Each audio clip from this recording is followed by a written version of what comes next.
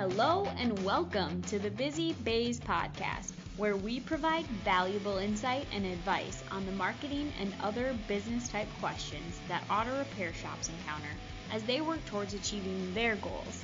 Now here's our hosts, Martin Morgan and Becca Hackley. This is the Busy Bays podcast, a podcast that's all about being the ultimate marketing and business resource for auto repair shop owners. For years, auto repair shop owners have told us that their biggest challenge is recruiting technicians. It hasn't gotten any easier during the pandemic, and the competition is brutal.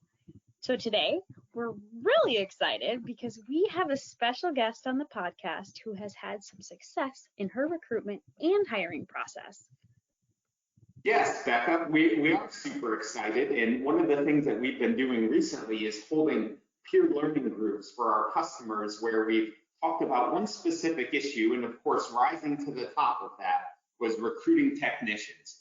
And so we had a great group last month in November. And I'm happy to say that we've got the superstar of that group, who is Annmarie from Arizona Auto and Radiator Repair, with us today. And thank you, Annmarie, for joining us. And why don't you go ahead and introduce yourself and give us a little bit of additional information about you and your shop.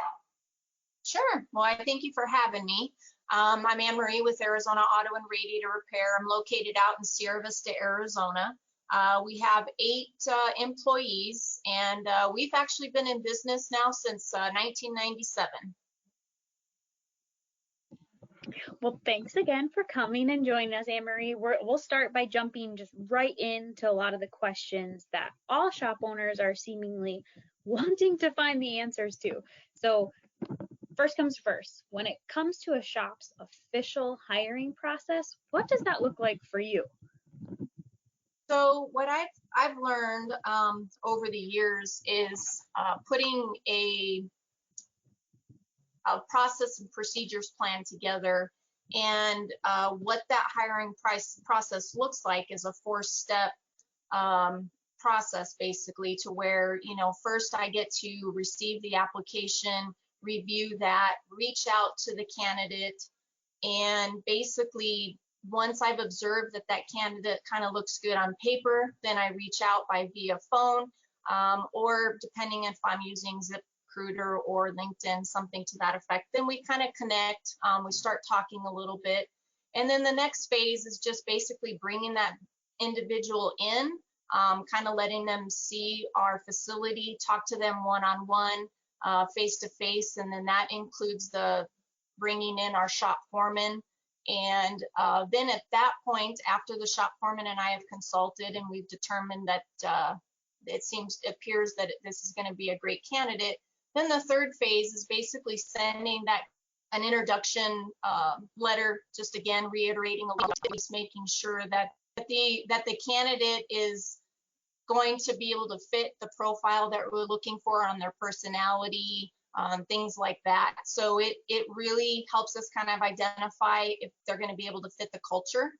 And then once we've determined that, we then bring them back in, and then that's when we're all gathering together. We introduce each other as a whole team, and then we like to just make that final thing where we'd like to, so if he's got a significant other, we'd like to meet that individual, find out what's important to them as well. And then from that point on, once we've determined 100% that that's the person we want to hire, then we will give them a pamphlet, again, just explaining why, we are the shop that we are, what our expectations are, why our customers love us, why we've been best in the community, and then just allowing them to read over our benefits and policies and procedures with their spouses.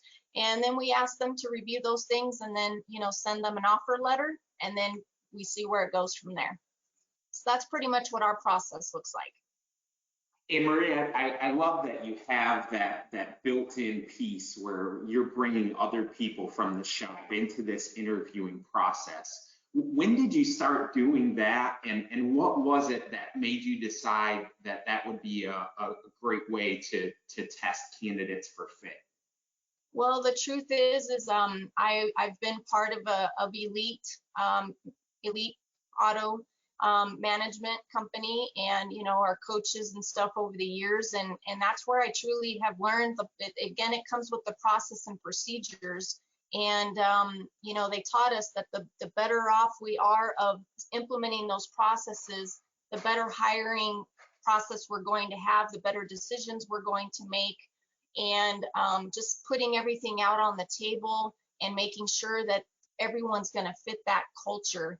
And so I would say I implemented this probably about 2 years back, with Elite, and also I read a lot of Ratchet and Wrench magazines, and there's a lot of shop owners that have found that it really works. So besides using Elite and Ratchet and Wrench, are you posting on Facebook at all? Oh yes, I do a lot of Facebook postings. I do. I'm actually working currently right now as well on doing Facebook video. So think of it kind of like a TV commercial, if you will.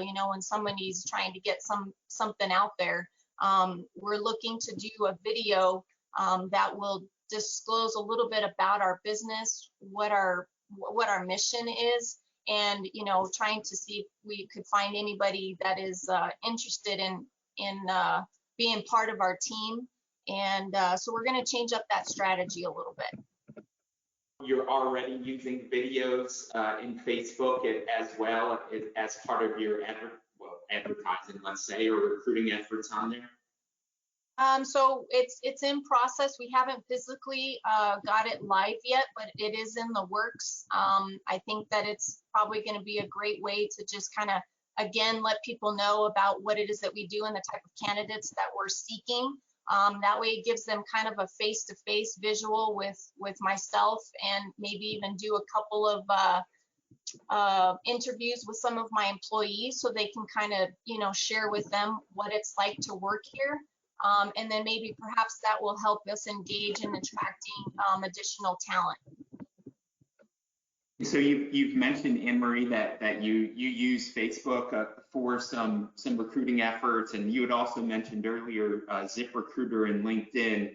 Are there other places where you're posting open positions, and then what has seemed to work best for you in your shop? So I do network a lot with our local tool vendors, and your parts stores, your local high schools, your trade schools through colleges,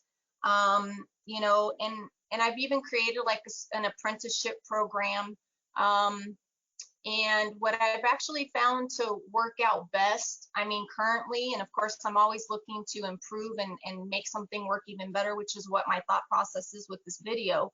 But what we've actually seen currently work the best right now is when I'm searching on LinkedIn or ZipRecruiter, I'm not waiting for that technician or that candidate to be looking for me. I'm looking for them. So I'm doing the research on all of the applications as soon as I see that there's postings on there, and I'm sending them an introduction letter and introducing myself, letting them know, what our company's about and what I'm looking for.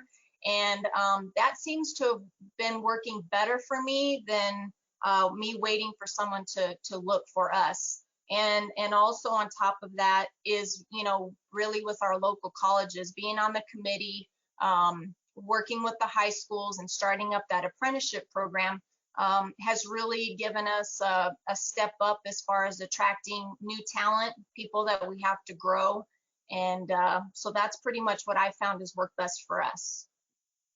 I love that, because it shows that you also care too. Like, you are out and about, you're actually getting your foot in the door, looking for people, because like you said, they're not all flooding into your door at once. So finding the people that are truly going to be great teammates, that's a great step in the right direction. But when you're looking for the kind of techs to recruit, there's A, B, C. What has been your experience? Well, to be truthful with you, anytime I would post something out there that I'm looking for an A tech or a master certified tech, or even an AC certified technician, we were getting minimal amount of applicants. So therefore, I felt like I had to change the strategy. So we went ahead and decided that we were going to start searching for just a lube tech or a tire technician, somebody who's just trying to want to get their foot in the door, and then as they're around here at the shop, and seeing what we do that, eventually we could start them and train them and build them up. And that has been extremely more effective for us. So if I'm posting something, I'm most likely going to be posting for that C-Tech. And then what I do is I take that C-Tech and I train them to the level that I need them to be. Then I move them to a B position, and then boom, I'm hiring another C-Tech. And that's how I'm filling my shop. That's great, Annmarie. I love the way that you're pulling them in at that certain level, and then you're training and coaching them up to a higher level. And the other thing that you said that was also impressive, and it's always a great idea, is that clearly you're always recruiting. And you mentioned that you might go on something like LinkedIn or ZipRecruiter and work to pull somebody in, maybe even before you have a need. How receptive are those candidates or potential candidates, I guess I would say, to you when you reach out to them? And is there any sort of special techniques, not to give away all your secrets, but that you might use when you're doing that sort of thing? So really, the first thing is just that introduction, of expressing, hey, I realize that we see that you have posted that you're seeking employment. We would, we thank you for, or actually not even thanking them, but really just reaching out and introducing ourselves, saying that we see that you've posted, we do have a position open that we'd love to discuss with you. We've reviewed your resume, and it appears that, you've got either a lot of experience or looking to grow. We feel that we perhaps may be a great fit for that. And so that way it kind of breaks that ice a little bit, and then they'll either respond back and say, yeah, I'd love that, or I've already found something else, but I've never really had any pushback about it. It's typically pretty positive.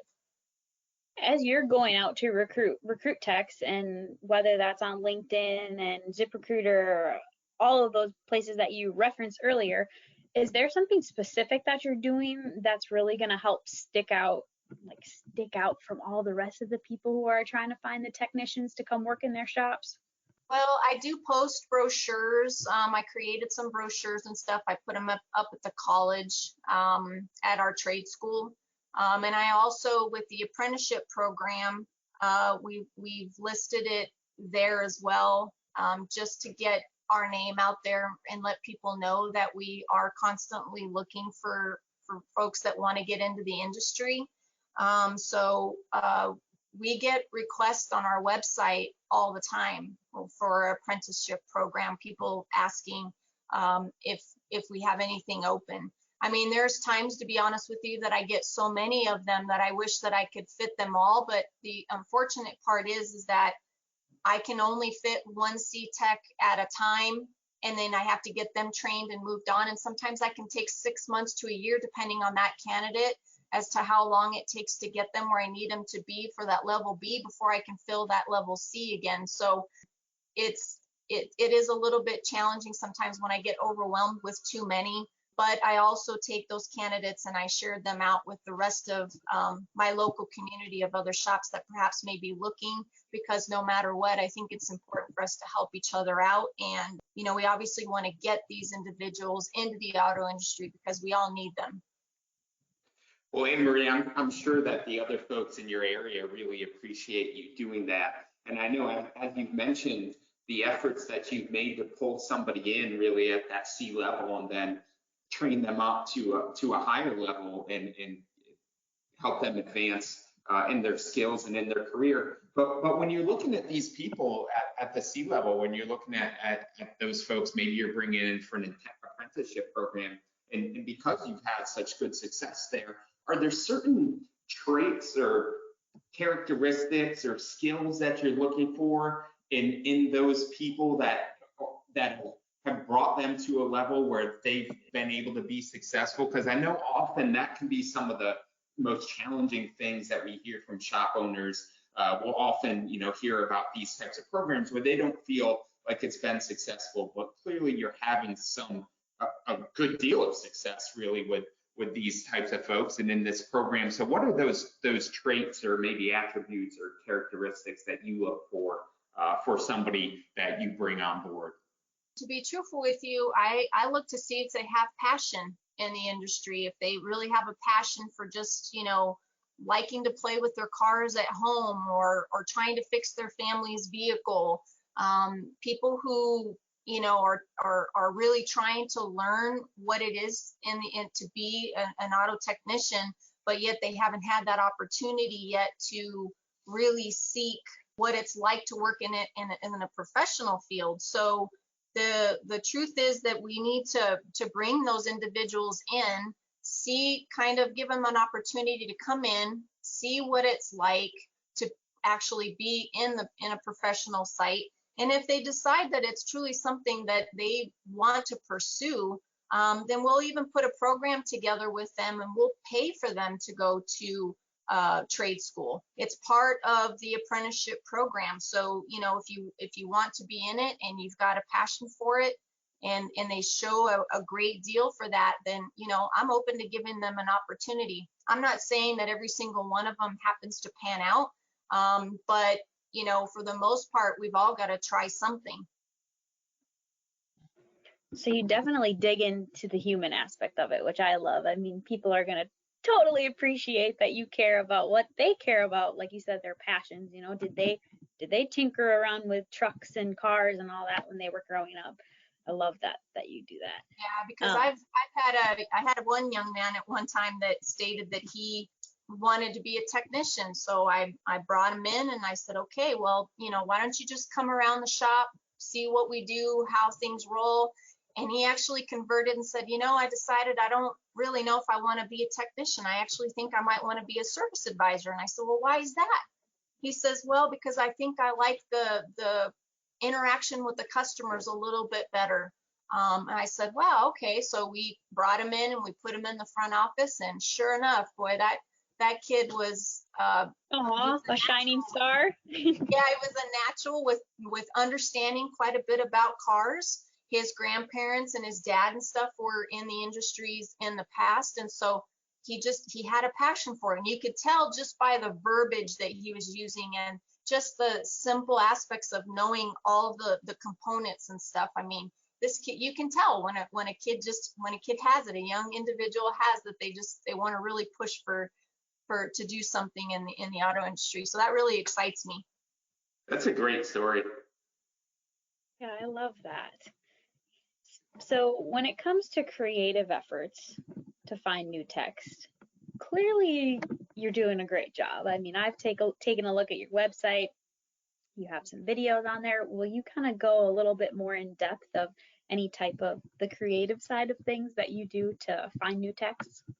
I personally keep saying I'm going to try to do this, but I have heard from my other local communities that it has actually worked. And to me, I think it's creative, is that when you have your community coming together for their job opportunities. So they basically put out this big thing for all types of jobs in the community, whether it be in the auto, heating, cooling, whatever it may be. And so getting out there and doing the booth settings and, creating up a table and your brochures, like we talked about earlier, about kind of an introduction about your business and what you have to offer, just laying those things out on a table and just talking to people when they're coming up and, setting up a booth, I think is actually a great way to potentially attract talent, because you go to these places and they're just kind of looking around and seeing what is available out there, and then they think, geez, I've always kind of liked working on my own cars. I wonder what it would like to be in the auto industry. And then they come and they start talking to you, and then you just build that rapport. So I think that's a great creative idea to start doing.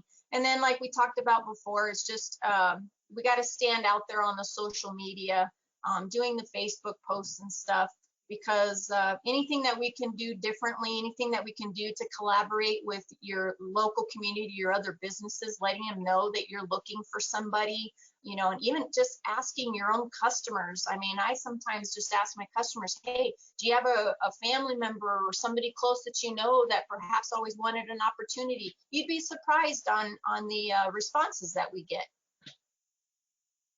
That's always fun when you're able to have that type of conversation, or you're able to find somebody who might be really talented just from conversation, or kind of like a social conversation. And that's a great way to find folks for sure. And Annmarie, so I know you have a really good holistic viewpoint of your employees and when you think about them and what it means to work with you and at your shop. Are there unique benefits or perks maybe that you use to help attract new employees? So to attract new employees, again, for me, it's all about what's best for that candidate and that individual, because everybody is attracted by different things.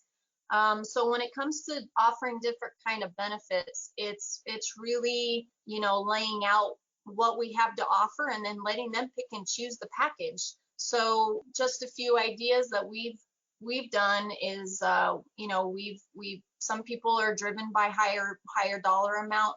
Some of them are driven by they want medical insurance, or some of them want gym.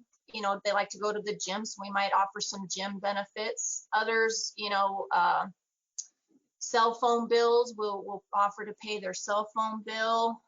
We've done gas cards where, people travel quite a bit, and we realize, Mr. Candidate, that this is a 30-mile drive. How about we offer you, a gift card X amount per week to help you, appreciate you coming back and forth to work every day. So again, it's really just what attracts that candidate, and it's just all about asking those questions and talking to them and really finding out what's important to them.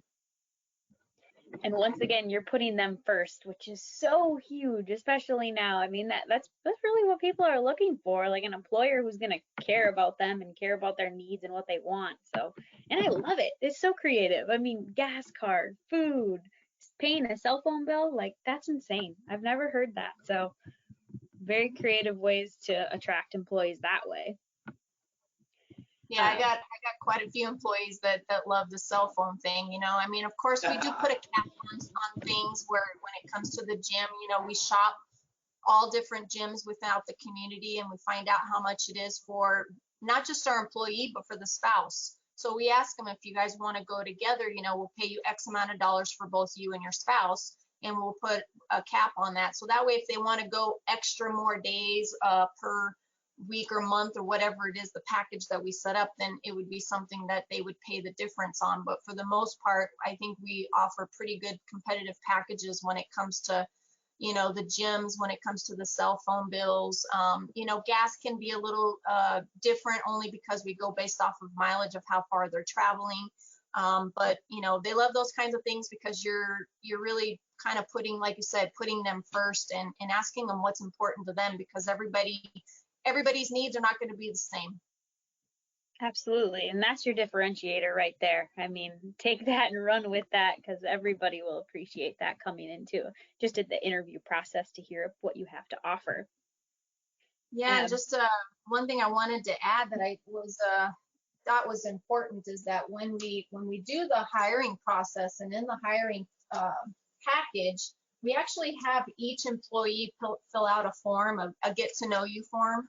And it's kind of fun because, you find out, what their favorite colors are, what are their favorite foods, when's Nice. their birthday, when is their wife's birthday, because anything that you can implement to include their significant other or their children, things like that, they absolutely love. And I think that truly does make a huge difference and an impact when we're going through our interview process, because a lot of people are just amazed when I present that. They're like, wow, I've never worked for another place that's done that before.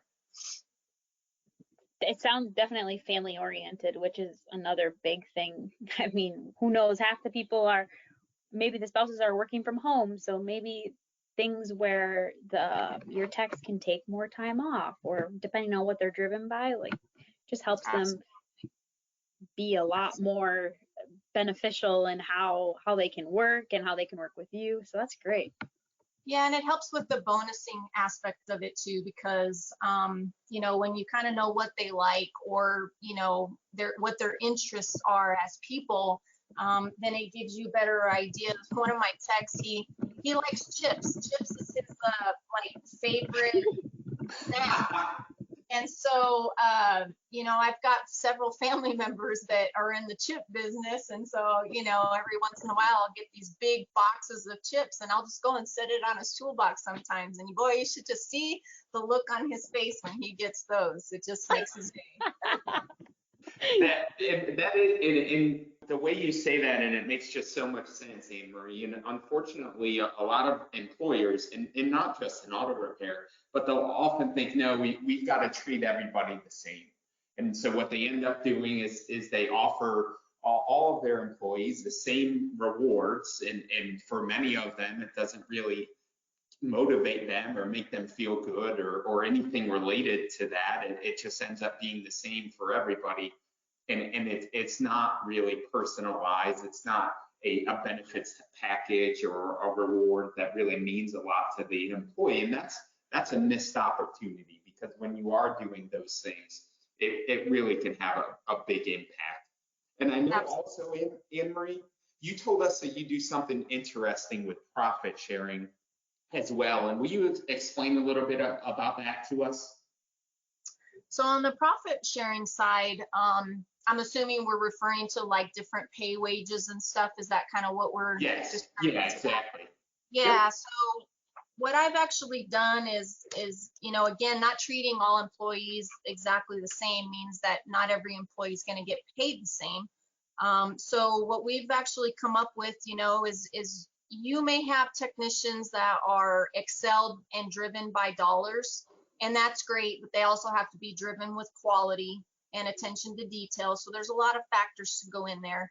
But what we've ended up trying to do is do what we call a tier base. And this again is something that I've learned in our coaching programs, is paying off the tier based off of their production, but also too ensuring that they're getting paid for the hourly wage that they are here, and based off of how well they do. And we also take into consideration their comeback rate. So when their comeback rate, I might have a technician that is not as fast as others, but he gets the job done and the quality is good. And he's still, no matter what, when you're analyzing the profit dollars for what you're paying that technician and what he's actually making for the shop, you can still be profitable that way and still make each other happy and make the company money, and everybody is good to go.